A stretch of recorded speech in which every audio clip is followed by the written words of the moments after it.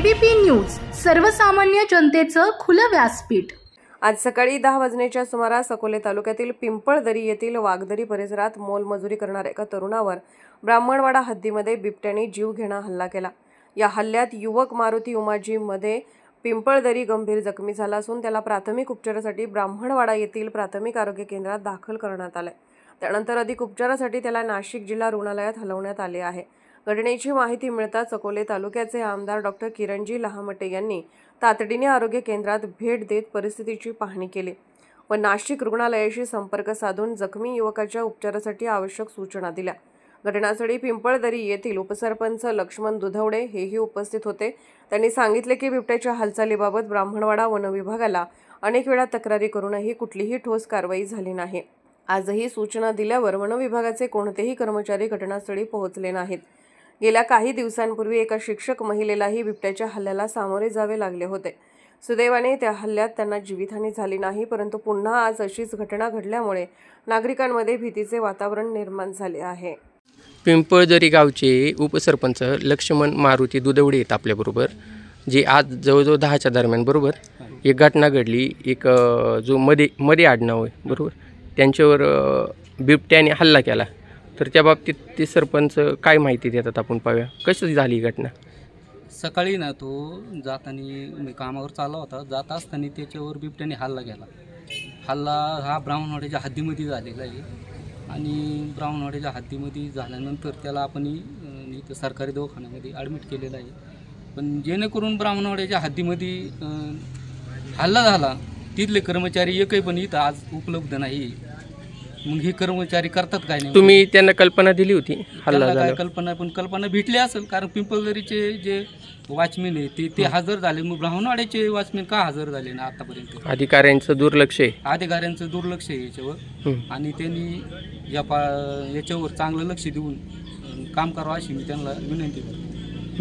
तुम्ही ते बिबट्यांचे वारंवार हल्ले होतात, 1 महिन्यापूर्वी शेळके मॅडम आहे म्हणून आहे, त्यांच्यावर एक हल्ला झाला होता। हा, शेळके मॅडम, परत आमच्या इथले काही स्थानिक लोक आहे ना, वर मजूर येतात, त्याच्यावर पण एक दोघं जणांवर हल्ला झाला, पण तो काही दुखापत झाली नाही। पण त्यांनी हल्ला केला त्यावेळेस पण, त्यावेळेस पण फॉरेस्टवाल्याने पिंजरा लावला होता, पण ते पिंजऱ्यात तो जात नाही। मग तो कुठून त्यांनी बाहेरून आणून सोडलाय का काय केलं हे काही सांगता येणार। किती बिबटे आहेत काय अंदाज? आतापर्यंत 3 बिबटे पाहिले, 3 बिबटे, आणि त्याच्यातले एक बिबट्याला पिल्ले आहेत आणि तो बिबट्या हल्ला करतो असं तुमचं म्हणणं आहे का? त्या बिबट्याने आता ज्याच्यावर हल्ला झाला त्याला तुम्ही आता प्राथमिक आरोग्य केंद्र ब्राह्मणवाडा इथे आणलेले, त्यांनी सेवा चांगली दिली तुम्हाला? हो, सेवा चांगली दिली त्यांनी। आता ते म्हटले नाशिकला आम्ही हलवणार आहे। ती लस इथं उपलब्ध नसल्या कारणाने तुम्हाला लस इथं उपलब्ध नसल्यामुळे तो नाशिकला हलवण्यात येणार आहे। आता आम्हाला येणार आहे आता त्या नाशिक रुग्णालयात, हो नाशिक रुग्णालयामध्ये पाठवणार आहेत। रुग्णाची अवस्था कशी आता? अवस्था सध्या बिकट आहे, पाण्याजोग नाही, पण आता काय आता झाला आलं।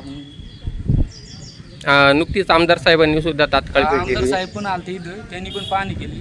पुढचे जे कर्मचारी असतील नाशिकचे, ते रुग्णालय असेल तिथे पण त्यांनी फोन फिरवले, आणि फोन फिरवल्यानंतर आमदारांनी पण चांगलं सहकार्य करून या पेशंटला पुढं कशा पद्धतीनं न्यायचं हे आमदारांनी चांगलं लक्ष घालून केलेलं आहे। म्हणजे वन खातं आलं नाही, परंतु आमदार साहेब तात्काळ आले।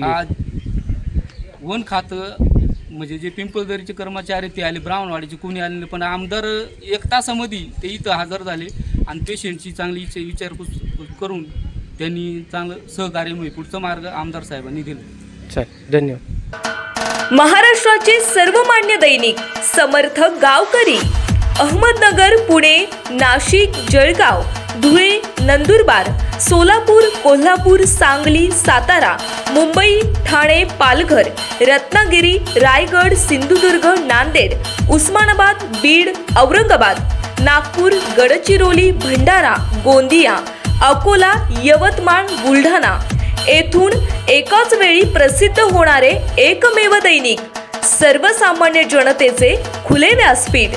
संपादक आहेत विश्वासराव आरोटे। मोबाईल नंबर आहे 94 23 38 8508।